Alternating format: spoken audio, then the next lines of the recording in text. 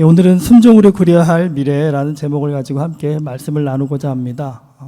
여러분, 남의 말에 솔깃해서 쉽게 휘둘리는 사람 팔랑귀라고 합니다. 그러니까 유독 쉽게 설득을 잘 당하는 분들이 있습니다. 이런 분들이 특별히 광고에 잘 넘어가죠. 살 계획이 없던 제품의 광고를 보고도 이거 꼭 사야 된다고 하면서 바로 구매를 해버립니다.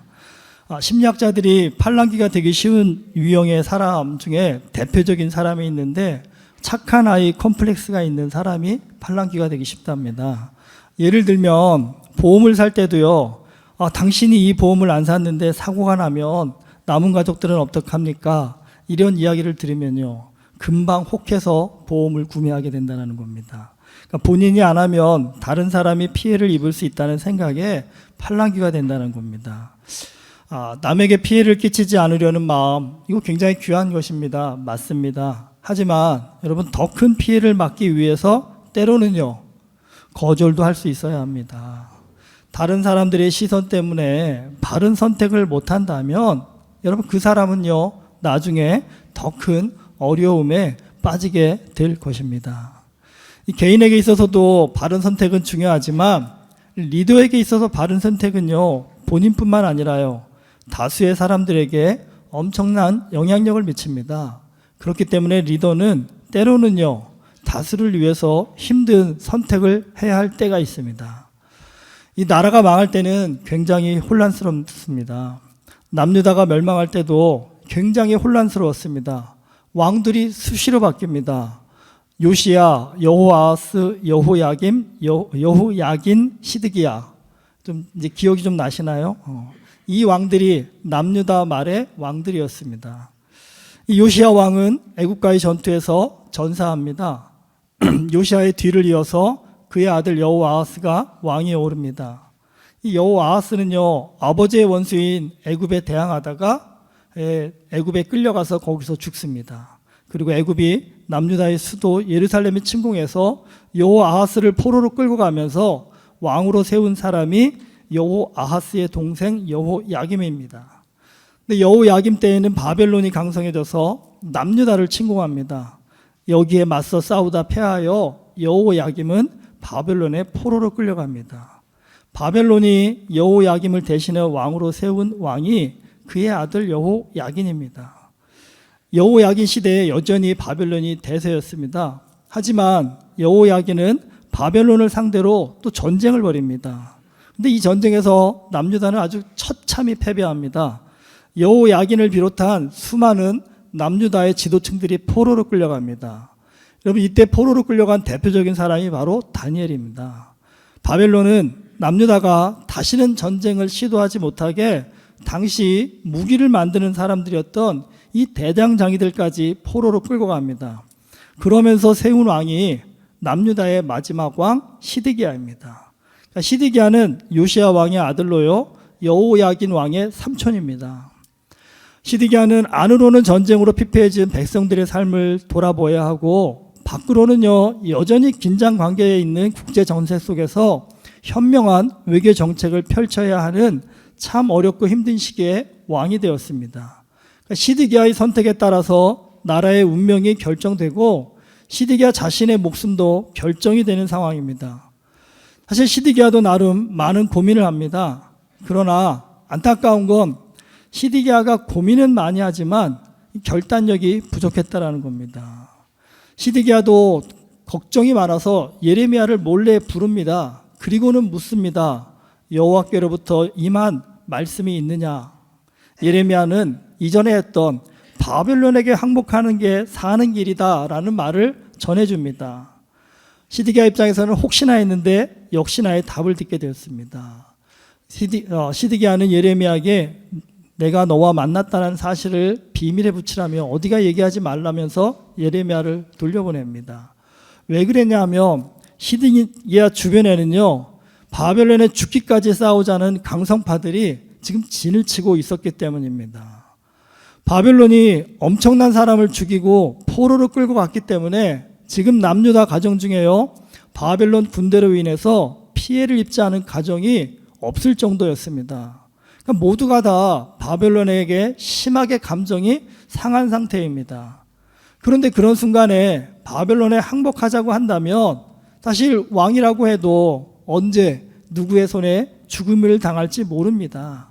그러기에 시드기야는요, 예레미야의 말에 쉽게 결단을 못합니다. 여러분, 모든 일에는요 이유가 있고 원인이 있습니다. 그 이유와 원인을 따져서 변화를 추구할 때 새로운 길이 열려지게 되어 있습니다. 지금 남유다가 이처럼 처참한 상황에 놓인 이유는요, 하나입니다. 영적으로 하나님의 말씀에 순종하지 않았기 때문입니다. 그러니까 온갖 우상숭배에 빠져서 자기 욕심대로 살아서 이런 상황에 처한 것입니다. 하나님을 믿는다라는 것, 그건요 여러 가지 유익도 있지만 가장 큰 유익은요, 자기 중심적 사고에서 벗어나서 하나님의 말씀 중심적 사고를 할 수 있게 된다는 겁니다. 우리 인생의 실패, 어려움을 가만히 따져보시면요, 왜 그런 일들이 발생했을까? 거의 이유들은 하나입니다. 내가 자기중심적 사고를 했기 때문입니다. 여러분, 자기중심적으로 생각을 하게 되면 무슨 문제가 생길까요? 욕심을 내며 살게 됩니다. 욕심을 내면요, 현명한 판단을 못하게 됩니다. 하지만 하나님의 말씀에 중심을 두면 객관적인 시선을 갖게 됩니다. 객관적인 시선을 가질수록 현명한 판단을 할 수 있습니다.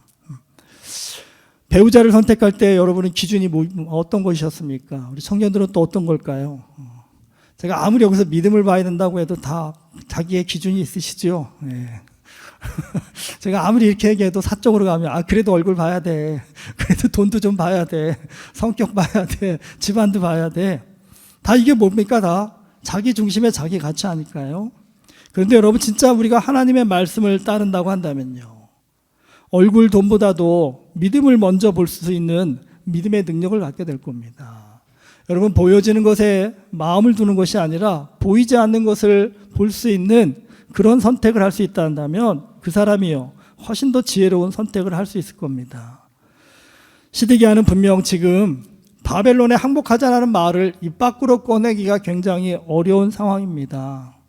그러면 그렇다 하면 그가 해야 할 또 다른 선택, 첫 번째 해야 할 일은 무엇일까요?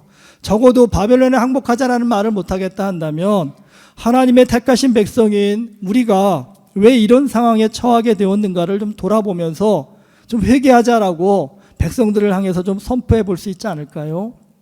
이유와 원인을 분석하다 보면 우리가 무엇을 바꿔야 하는지, 어떤 길을 선택해야 하는지가 분명히 보일 겁니다. 그러나 남유다의 백성들은요, 성경에 그렇게 나와 있죠. 목이 곧은 백성이라고요. 여러분, 목이 곧은 백성이라는 것은 스스로를 돌아보지 않는다는 뜻입니다. 끝까지 자기 고집대로 산다라는 뜻입니다. 결국 유다 백성들은요, 억울해서 못 살겠다고 다시 한번 바벨론과 싸워보자고 전쟁을 벌입니다. 그런데 이 게임이 안 되는 싸움이었습니다. 제대로 싸워보지도 못하고요, 예루살렘 성이 바벨론 군대에 의해서 포위가 됩니다. 사실 바벨론에 번번이 반기를 들었기 때문에 이번에 지면 바벨론이 우리를 살려두지 않을 거라는 것을 너무나 잘 알았기 때문에 남유다는요, 예루살렘 성을 꽁꽁 걸어 잠그고 처절하게 항쟁을 합니다. 무려 1년 6개월을 성에서 버티면서 전투를 벌입니다. 하지만은요, 결국 성이 함락이 됩니다. 근데 이 성이 함락이 되는 순간에 시드기야는요, 도망을 칩니다. 그런데 이 시드기야를 목표로 바벨론 군대들이 쫓아와가지고 결국 시드기야 왕은 붙잡힙니다. 그리고 바벨론 왕 느부갓네살 앞에 끌려오게 됩니다. 이 느부갓네살 왕이 시드기야가 보는 앞에서 그의 아들들과 유다의 귀족들을 다 목베어 죽여버립니다. 그리고 시드기야의 눈을 빼게 해가지고요, 사슬로 결박해서 포로로 끌고 갑니다. 그리고 아예 예루살렘을 쑥대밭을 만들어 놓습니다. 예루살렘에는 노인, 여자, 어린아이와 빈민들만 남기고 정말 남유다의 생각이 있고 의식이 있는 모든 사람들은 포로로 다 끌고 가버립니다. 그런데 여러분, 그 포로로 끌려가는 사람 중에 예레미야도 있었습니다. 그런데 바벨론 왕 느부갓네살이요, 사령관 느부사라단에게 예레미야를 선대하고 해하지 말라고 명령을 내립니다. 그런데 마침 느부사라단이 예레미야를 발견하고요, 예레미야에게 이야기합니다. 나와 같이 바벨론으로 가도 좋고 여기에 남아도 좋다고 선택할 기회를 줍니다. 근데 예레미야는요, 예루살렘에 남는 선택을 합니다. 근데 바벨론 군대가 그렇게 물러갔습니다. 그런데 그때 광야로 도망쳤던 남유다의 이 군대 장관과 군인들이요, 다시 돌아옵니다. 그런데 돌아온 그들 안에 한 마음이 되어도 부족할 상황에서 또다시 갈등이 일어납니다. 바벨론이 물러가면서 유다 총독으로 그다랴라는 사람을 세웁니다. 근데 이 그다랴를 이스마엘이라는 왕족이 또 살해를 합니다. 그리고는 남은 사람들을 억지로 끌고 암몬으로 도망을 칩니다. 그런데 이걸 요하난과 그와 함께 있던 군 지휘관들이 알고요, 쫓아가서 이스마엘과 싸웁니다. 그래서 이스마엘이 싸움에서 이기기 힘드니까 본인 혼자 암몬으로 도망을 치고, 끌고 갔던 사람들은 요하난이 다시 데리고 돌아옵니다. 이제 문제는 예루살렘에 돌아와서가 더 큰 문제입니다. 바벨론이 총독으로 세웠던 유다 총독 그다랴를 죽였기 때문에 바벨론이 거기에 대해서 책임을 물으러 다시 올 것이라는 겁니다. 그래서 요하난을 비롯한 군 지휘관들은 어떻게 해야 할지를 고민하게 됩니다. 그래서 이들이 예레미야를 부릅니다. 여호와께 우리가 어떻게 하는 것이 살 길인지 좀 물어봐 달라고 그렇게 부탁을 합니다. 그러면서 이렇게 딱 단서를 답니다. 당신이 무슨 말씀을 하시든 우리가 듣겠습니다 라고요. 근데 예레미야를 통해서 주신 여호와의 말씀은요, 애굽으로 도망치지 말고 예루살렘에 남으라는 겁니다. 그러면 너희가 다 살리라 라고 그렇게 말씀해 주셨습니다. 근데 상식적으로 이게 말이 맞지 않습니다. 분명히 바벨론에서 책임을 물어서 군대들이 올 텐데, 그때 우리가 그다랴 죽인 거 아닙니다, 이스마엘이 죽였습니다 해도 그들이 그 말을 고지고대로 믿어준다라는 보장이 없습니다. 너희가 죽이고 거짓말한다고 해서 너희 다 죽이겠다 한다며 그냥 파리 목숨이 되는 것입니다. 그러니까 제일 좋은 것은 그들의 마음 가운데는요, 도망치는 거죠. 근데 그나마 그들이 갈 수 있는 도망지는 애굽밖에 없었습니다. 그래서 그들의 마음 가운데는 자신들의 상식에 의해서 당연히 여호와도 우리가 애굽으로 가는 것을 허락해 주실 것이다라는 확신을 가지고 예레미야에게 말을 했던 것입니다. 예레미야가 당연히 애굽으로 가라고 말할 줄 알고요. 그런데 뜻밖의 말을 합니다. 애굽으로 가지 말고 예루살렘에 남으라고 합니다. 그랬더니 이 말을 듣고 요하난을 비롯한 모든 사람들이요, 예레미야를 향해서 소리를 지릅니다. 네가 거짓말을 한다고. 애굽으로 도망치는 게 사는 길인데 이 예레미야가 지금 거짓말을 하고 있다라면서 애굽으로 내려가는데 자기들끼리 간 게 아니라 예레미야까지 끌고 갑니다. 그런데 그런 그들을 향해서 엄청난 심판의 메시지가 주어집니다. 예레미야 42장 18절 말씀입니다. 만군의 여호와 이스라엘의 하나님께서 이와 같이 말씀하시되 나의 노여움과 분을 예루살렘 주민에게 부은 것 같이 너희가 애굽에 이를 때에 나의 분을 너희에게 부으리니 너희가 가증함과 놀램과 저주와 치욕거리가 될 것이라 너희가 다시는 이 땅을 보지 못하리라 하시도다. 결국은요, 이들이 애굽에 도착은 하지만 바벨론 왕이요, 애굽까지 진격해 와서 전쟁을 벌여가지고요, 그 전쟁에서 이들이 죽게 됩니다. 혼란한 국제 정세 속에서 예레미야를 통해 주신 말씀 가운데 하나가 뭐냐면 애굽을 의지하지 말라는 것입니다. 바벨론한테 하도 당하다 보니까 남유다는 그나마 바벨론에 대항할 수 있는 애굽을 의지해서 바벨론에 맞서려고 합니다. 하지만 애굽은요, 남유다가 의지할 만한 그런 나라가 못 되었습니다. 애굽을 의지했다가 남유다는요, 더 처참한 결과를 얻게 됩니다. 이 남유다 말 왕과 백성들은요, 정말 지겨울 정도로 하나님의 말씀을 듣지 않습니다. 근데 여러분, 듣지 않는 건 좋습니다. 그러면서도 끊임없이 뭐냐 하면 하나님께서 무슨 말씀을 하셨는지에 대해서는 궁금해합니다. 그러니까 예레미야를 굉장히 미워했거든요. 근데 죽이지는 못합니다. 왜 못 죽일까요? 가만히 생각해 보니까 두려운 겁니다. 저 사람이 진짜 하나님 말씀하는 것 같은데 죽였다가 나한테 화가 미치면 어떡하지? 두려움 때문에 죽이지는 못하고요. 또 한편으로는요, 두려우면 그러면 어떻게 합니까? 그 말씀 듣고 한번 살 길을 찾아보자고 결단하면 좋겠는데 예레미야는 계속적으로 내가 생각하기에 사는 길이 아닌 죽는 길만 말한다는 겁니다. 그러니까 예레미야는 참 이게 뭐라 그래야 될까요? 미워할 수도 사랑할 수도 없는 하여튼 그런 존재라고 보면 됩니다. 그러니까 그들은 예레미야가 자신들이 듣고 싶은 말을 해주면 너무 좋겠는데 예레미야는 항상 자신들이 듣기 싫은 말만 하고 그 말에 순종하라고 하니 들을 수도 안 들을 수도 없는 그런 아주 곤란한 입장에 처했다는 것입니다. 그런데 여러분 한번 잘 살펴보십시오. 내 인생에 정말 약이 되는 말, 내 인생을 바꾸는 말 치고 내 귀에 쓰지 않은 말이 있나요? 내 입에 쓰지 않은 말이 있을까요? 살면서 우리가 듣고 싶은 말만 듣고 산다면 어떨까요? 여러분 그 사람은 망합니다. 이 믿음이 중요한 이유가 여기에 있습니다. 여러분 믿음이 없으면요 우리는 아무리 좋은 말을 해줘도요 들으려 하지 않는다는 겁니다. 생각보다 우리는 내 생각, 내 의지, 내 뜻을 굉장히 고집하며 삽니다. 그런데 그것을 고집한다는 것조차도 모르고 살 때가 많습니다. 그런데 믿음을 가지기 시작하면서 우리가 생각하는 건요 내 생각, 내 의지, 내 뜻보다 하나님의 말씀이 더 귀하다는 것을, 더 현명하다는 것을 깨닫게 된다는 겁니다. 그렇기 때문에 당연히요 그 말씀 앞에 순종하게 됩니다. 말씀에 순종한다는 것, 그것은요 우리의 영의 귀가 열린다는 얘기입니다. 듣는 귀가 열린다는 겁니다. 믿음이 커질수록 우리는 듣는 귀가 열립니다. 듣는 귀가 열린다는 것은 모든 말을 다 듣는 것이 아니라 들어야 할 말과 듣지 말아야 할 말을 분별할 수 있는 실력이 생긴다는 겁니다. 어떤 말이든지 귀담아 듣고 그 말 가운데 바른 선택을 할 수 있다 한다면 여러분 그 사람은요 분명 복된 삶을 살 수 있습니다. 남유다가 멸망한 이유는 다른 데 있지 않습니다. 내 생각, 내 의지, 내 뜻을 하나님의 말씀보다 더 앞세웠기 때문입니다. 하나님이라고 말해도 나는 바꾸지 않겠다라는 자기의 고집 때문에, 어리석음 때문에 무너지고 망가졌다는 얘기입니다. 나는 어떤 고집이 있으신가요?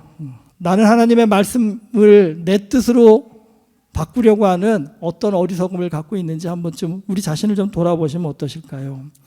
여러분 하나님의 힘을 의지할 때 우리는 가장 지혜롭고 담대한 인생을 살 수 있습니다.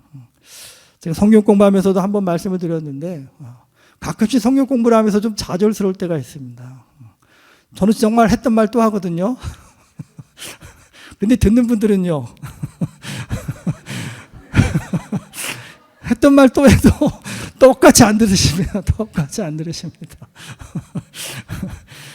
아이들한테 항상 그러거든요. 애 너무 학원 보내려고 애쓰지 말라고 하셔도 여전히 열심히 학원 보내시더라고요.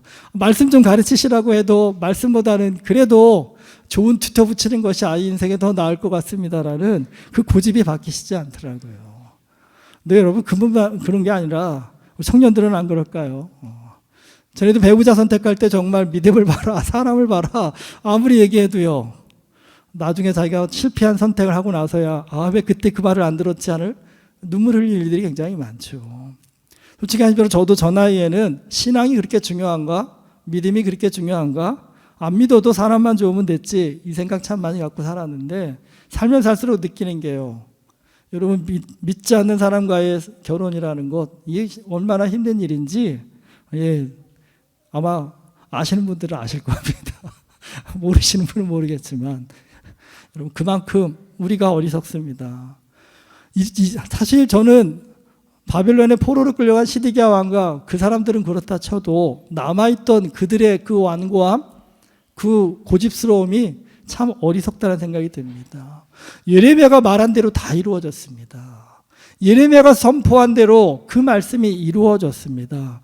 여러분 그 정도 되었다 한다면 이제는요 예레미야의 말에 좀 귀를 기울이고 저게 상식적으로는 내 생각으로는 맞지 않지만 그래도 저 말에 한번 순종해보자. 어차피 이제 우리의 인생이라는 게 이러나 저러나 뭐 죽기 아니면 정말 살기 정말 그런 결단의 순간인데 한 번쯤은 순종해보자 할 만한 그런 순간이었음에도 불구하고요 자기들 입으로 무슨 말씀을 하든 다 듣겠습니다라고 말해놓고서는요 내 생각과 다르다라고 예레미야가 거짓말을 한다라며 여러분 그를 끌고 애굽으로 데려가는 이스라엘 유다 백성들의 그 고집스러움 한 번쯤 우리의 삶은 아닌지 되돌아볼 수 있는 그런 시간이 되었으면 좋겠습니다. 여러분 하나님의 말씀이 우리의 귀에는 우리의 생각에는 항상 말도 안 되는 것처럼 보입니다. 망하는 것처럼 보입니다. 하지만 여러분, 그 하나님의 말씀 앞에 순종의 결단을 하고 나아갈 때요, 죽을 것 같은 그 결단이 오히려 우리를 살려주는 놀라운 믿음의 역사를 이뤄낼 줄 믿습니다. 여러분, 오늘 내 마음 가운데 하나님 앞에 온전히 나를 순종하지 못하게 만드는 나의 어리석음과 고집이 무엇인지를 다시 한번 되짚어 보셔서 내 고집보다는 하나님의 말씀을 선택할 수 있는 그 믿음의 순종을 통해서 하나님께서 우리에게 주시고자 하는 믿음의 복을 풍성히 누릴 수 있는 우리 모두가 되기를 주님의 이름으로 축원합니다. 기도하시겠습니다. 하나님은 언제나 우리에게 최고의 것을 주십니다. 그런데 그 최고의 것을 누리기 위해서는 믿음이 필요합니다. 세상의 가치, 세상의 방식으로 볼 때는 망하는 것처럼 보일 때가 너무나 많습니다. 그럼에도 불구하고 우리가 믿음으로 결단하고 하나님의 방식, 하나님의 말씀 앞에 순종하기를 결단하면 하나님께서 우리의 삶 가운데 놀라운 은혜와 축복과 역사를 이루어 주시는 줄 믿습니다. 하나님 아버지, 내 작은 어리석은 내 생각을 의지하여서 고집스러운 인생을 살아가는 영혼이 아니라 하나님의 말씀 앞에 나 자신을 복종시켜서 하나님 아버지께서 부어주시는 놀라운 복을 넉넉히 누리며 살아가는 우리 모두가 되어줄 수 있도록 우리에게 지혜를, 우리에게 믿음의 순종함을 허락하여 주시옵소서. 예수 그리스도 이름으로 기도드립니다. 아멘.